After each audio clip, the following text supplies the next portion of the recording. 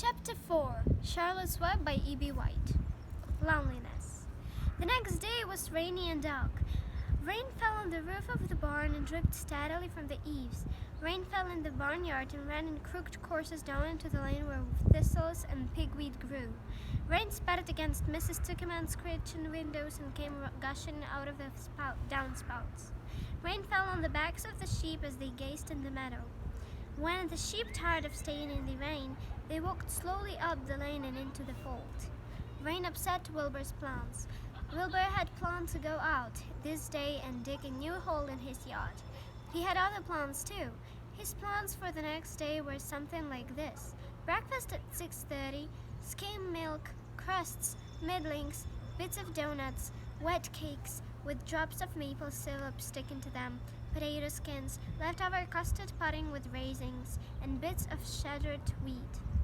Breakfast would be finished at 7. From 7 to 8, Wilbur planned to have a talk with Templeton, the rat that lived under his tree.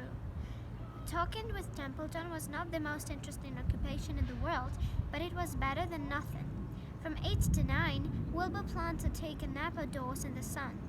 From 9 to 11, he planned to dig a hole or trench and possibly find something good to eat buried in the dirt. From 11 to 12, he planned to stand still and watch flies on the boards, watch bees in the clover, and watch shallows in the air. 12 o'clock, lunchtime. Middlings, warm water, apple evenings, meat gravy, carrot scrapings, meat scraps, stale hominy, and the wrapper of a package of cheese. Lunch would be over at 1. From 1 to 2, Wilbur planned to sleep. From 2 to 3, he planned to scratch itchy places by rubbing this against the fence. From 3 to 4, he planned to stand perfectly still and think of what it was like to be alive and to wait for Fern.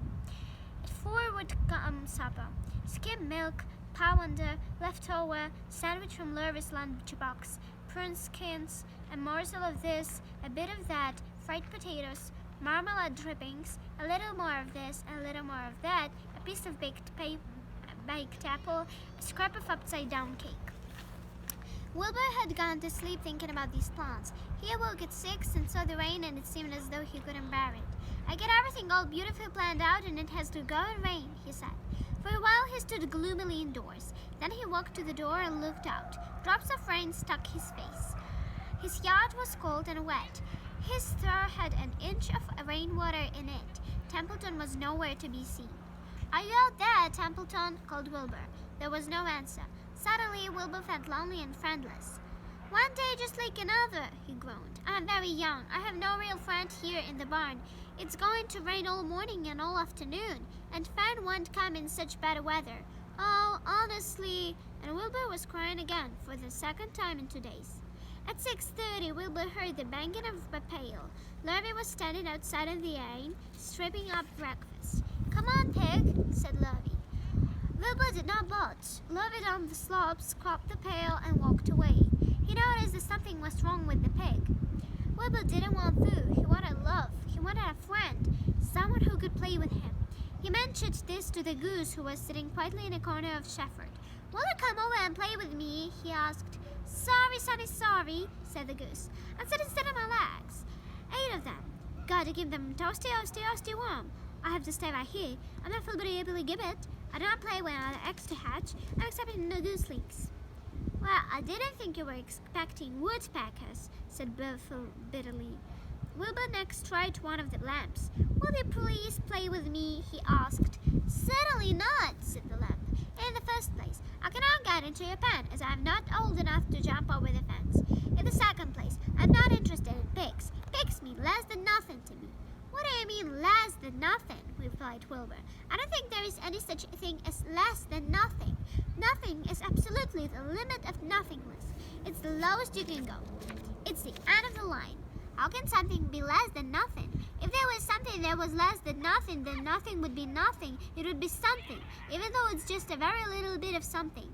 But if nothing is nothing, then nothing has nothing that is less than it is." "Oh, be quiet," said the lamp. "Go play by yourself." "I don't play with pigs." Suddenly, Wilbur lay down and listened to the rain. Soon he saw the rat climbing down a planting board that he used as a stairway. "Will you play with me, Templeton?" asked Wilbur. "Play," said Templeton, twirling his whiskers. Pray, how do you know the meaning of the word? Well, said Wilbur, it means to have fun, to frolic, to run and skip and make me merry. I never do those things if I can avoid them, replied the rat sorely. I prefer to spend my time eating, gnawing, spying, and hiding. I'm a glutton, but not a merrymaker. Right now, I am on my way to your throat to eat your breakfast, since you haven't got sense enough to eat it yourself. And Templeton the rat crept steadily along the wall and disappeared into a private tunnel that he had dug between the door and the door in Wilbur's yard. Templeton was a crafty rat, and he had things pretty much his own way. The tunnel was an example of his skill and cunning. The tunnel enabled him to get from the barn to his hiding place and to the pig through without coming out into the open. He had tunnels and runways all over Mrs. Tuckerman's farm and could get from one place to another without being seen. Usually he slept during daytime, as he was only abroad after dark. Wilbur watched him disappear into his tunnel. In a moment he saw the rat's sharp nose poke out from underneath the wooden through. Cautiously, Templeton pulled himself up over the edge of the through. This was almost more than Wilbur could stand. On his dreary, rainy day to see his breakfast being eaten by somebody else. He knew Templeton was getting soaked out there in the pouring rain, but even that didn't comfort him. Friendless, dejected, and hungry, he threw himself down in the manure and sobbed. Late afternoon, Lurvy went to Mrs. Tuckerman. I think there's something wrong with that pig of yours. He hasn't touched his food. Give him 2 spoonsful of sulphur and little molasses, said Mr. Tuckerman. Wilbur couldn't believe what was happening to him when Lurvy caught him and forced the medicine down his throat. This was certainly the worst day of his life. He didn't know whether he could endure the awful loneliness anymore. Darkness settled over everything. Soon there were only shadows and the noises of the sheep chewing their cuds, and occasionally the rattle of a cow chain up overhead. You can imagine Wilbur's surprise when out of the darkness came a small voice he had never heard before. It sounded rather thin but pleasant. "Do you want a friend, Wilbur?" it said. "I'll be a friend to you. I watched you all day. I like you." "But I can't see you," said Wilbur, jumping to his feet. "Where are you? And who are you?" "I'm up here," said the voice. "Go to sleep. You'll see me in the morning." Chapter 5, Charlotte. The night seemed long. Wilbur's stomach was empty and his mind was full. And when your stomach is empty and your mind is full, it's always hard to sleep. A dozen times during the night, Wilbur woke and stared into the blackness, listening to the sounds and trying to figure out what time it was. A barn is never perfectly quiet. Even at midnight, there is usually something stirring. The first time he woke, he heard Templeton grabbing a hole in the rain bin. Templeton's teeth scraped loudly against the wood and made a quiet racket. "That's crazy rat," thought Wilbur. "Why does he have to stay up all night, grinding his clashes and destroying people's property? Why can't he go to sleep like any decent animal?" The second time Wilbur woke, he heard the goose turning on her nest and chuckling to herself. "What time is it?" whispered Wilbur to the goose. "Probably 11, said the goose. "Why aren't you asleep, Wilbur?" "Too many things on my mind," said Wilbur. "Well," said the goose, "that's not a problem. I have nothing at all on my mind, but I have too many things under my behind. Have you ever tried to sleep like sitting on 8 eggs?" "No," replied Wilbur. "I suppose it is uncomfortable. How long does it take a goose egg to hatch?" Approximately 30 days at all," answered the goose. "But I cheat a little. On warm afternoons I just pull a little straw with the eggs and go out for a walk."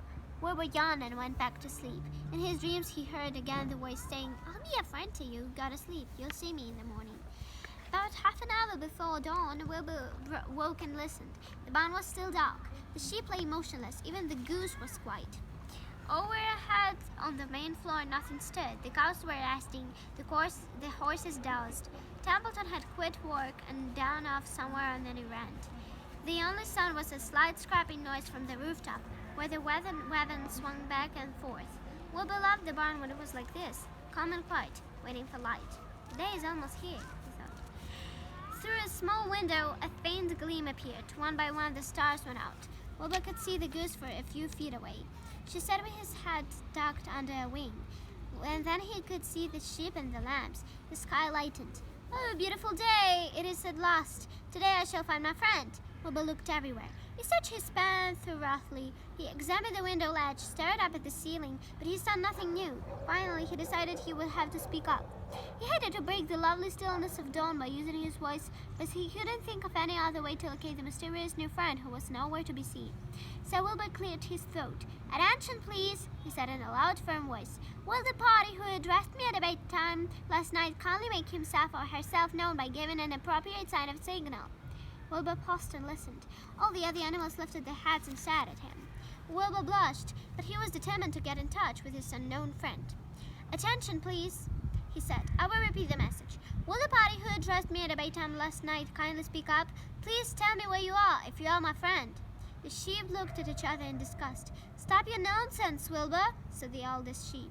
"If you have a new friend here, you are probably disturbing his rest, and the quicker way to spoil a friendship is to wake somebody up in the morning before he is ready.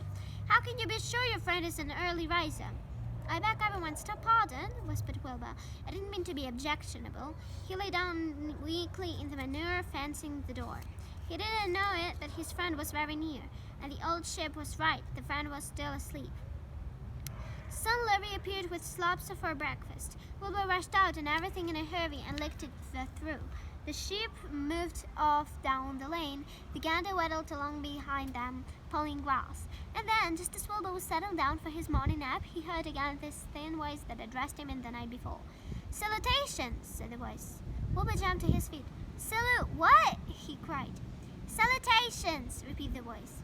"What are they and where are you?" screamed Wilbur. Please tell me where you are, and what are salutations?" "Salutations are greetings," said the voice. "When I say salutations, it's just my fancy way of saying hello or good morning. Actually, it's a silly expression, and I'm surprised that I used it at all. As for my whereabouts, that's easy. Look up in the corner of the doorway. Here I am. Look, I'm waving." At last, Wilbur saw the creature that had spoken to him in such kindly way. Stretched across the upper part of the doorway was a big spider's web, and hanging from the top of the web head down was a large great spider. She was about the size of a gumdrop. She had 8 legs, and she was waving out of them at Wilbur in friendly greeting. "See me now?" she asked. "Oh, yes, indeed," said Wilbur. "Yes, indeed. How are you? Good morning. Salutations. Very pleased to meet you. What is your name, please? May I have your name?" "My name," said the spider, "is Charlotte." "Charlotte what?" asked Wilbur eagerly. "Charlotte A. Kvetica, but just call me Charlotte." "I think you are beautiful," said Wilbur. "Well, I am pretty," replied the Charlotte. "There's no denying that. Almost all spiders are rather nice looking. I'm not as flashy as some, but I'll do. I wish I could see you, Wilbur, as clearly as you can see me." "Why can't you?" said the pig. "I might here." "Yes, but I'm nearsighted," replied Charlotte. "I've always been dreadfully nearsighted. It's good in some ways, not so good in others. Watch me wrap up this fly." A fly had been crawling along. Wilbur had flown up and bounded into the lower part of Charlotte's web and was tangled in the sticky threads. The fly was beating its wings furiously, trying to break loose and free itself. "First," said Charlotte, "I dive at him." She plunged head first towards the fly. As she dropped, a tiny silken thread unwound from her near end. "Next, I wrap him up." She grabbed the fly, threw a few checks of silk around it, and rolled it over and over, wrapping it so that it couldn't move. Wilbur watched in horror. He could hardly believe that he was seeing, and although he detested flies, he was sorry for this one. "There," said Charlotte. "Now I knock him out so he'll be more comfortable." She bit the fly. "You can't feel a thing now," she remarked. "You mean you eat flies?" "Yeah, he'll make a breakfast for me." "Certainly. Flies, bugs, grasshoppers, chores, beetles, moths, butterflies, tasty cockroaches, ants, midgets, daddy long legs, centipedes, mosquitoes, cricket, anything that is careless enough to get caught in my web. I have to live, don't I?" "Why, yes, of course," said Wilbur. "Do they taste good?" Delicious. Of course, I don't really eat them. I drink them. I drink their blood." "I love blood," said Charlotte, as her pleasant thin voice grew thinner and more pleasant. "Don't say that," groaned Wilbur. "Please, don't say things like that." "Why no? It's true, and I have to say that it is true. I'm not entirely happy about my diet of flies and bugs, but it's the way I'm made. A spider has to pick up a living somehow or other, and I happen to be a trapper. I just had to really build a web and wrap flies and other insects. Her mother was a trapper before me. Her mother was a trapper before her. All of her family had been trappers. Way back for thousands and thousands of years, we spiders have been laying for flies and bugs." It's a miserable inheritance, said Wilbur gloomily. He was sad because his new friend was so bloodthirsty. Yes, it is, agreed Charlotte, but I can't help it. I don't know how the first spider in the early days of the world happened to think up this fancy idea of spinning a web, but she did, and it was clever of her too. And since then, all of us spiders have to work the same trick. It's not a bad pitch on the whole. It's cruel, replied Wilbur, who did not intend to be argued out of his position. Well, you can't talk, said Charlotte. You have your meals brought up in a pail. Nobody feeds me. I have to get my own living. I live on my wits. I have to be sharp and clever, lest I go hungry. I have to think things out, catch what I can, take what comes. And it just so happens, my friend, that it comes to flies, insects, and birds. Furthermore, said Charlotte, shaking one of her legs, do you realize that if I didn't catch bugs and eat them, bugs would increase and multiply and get so numerous that destroy the earth, wipe up everything? Really, said Wilbur, I wouldn't want that to happen. Perhaps you have a good thing after all. The goose had been listening to this conversation and chuckling to herself. There are a lot of things Wilbur doesn't know about life, she thought. He really is a very innocent little pig. He doesn't even know what's going to happen to him around Christmas time. He has no idea that Mrs. took him on a delivery plotting to kill him. And the goose raised herself a bit, poker X a little, further to her so that he could receive the full heat from her warm body and soft feathers.